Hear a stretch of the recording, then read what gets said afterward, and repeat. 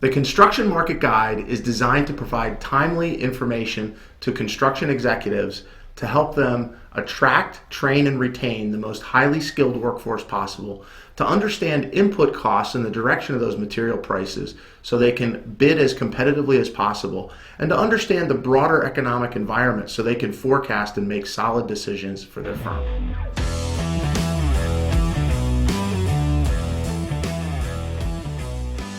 Looking ahead here in January of 2021, we continue to see some mixed results. Obviously, there are sectors of the economy that are really struggling: restaurant, entertainment, hospitality, construction, malls and retail space, commercial office space, just a lack of demand in those areas. On the other hand, we see strong demand for commercial warehouse and data centers, and we see very strong demand for residential construction and remodeling.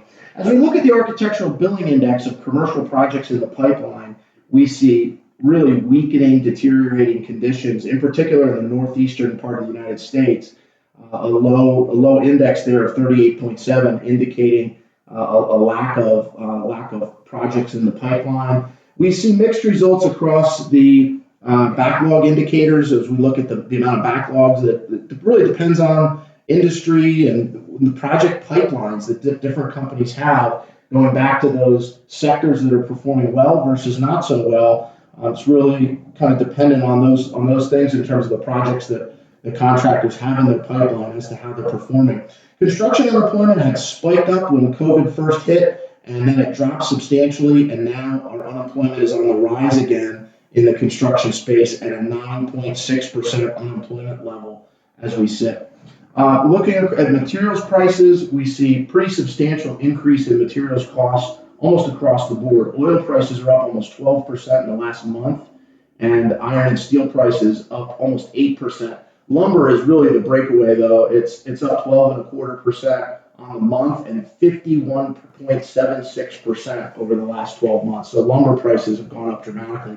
Asphalt and paving mixes and concrete actually down 1% over the last month, but we think that's more seasonal, and as oil prices push through to paving mixes and so forth, we think that we'll see those prices rise again. New housing starts are really are back to high levels, and we see strong demand for housing, driven by very low interest rates. The 10-year Treasury, the government bond, if you lend money to the U.S. government for 10 years, you get 1.11% interest.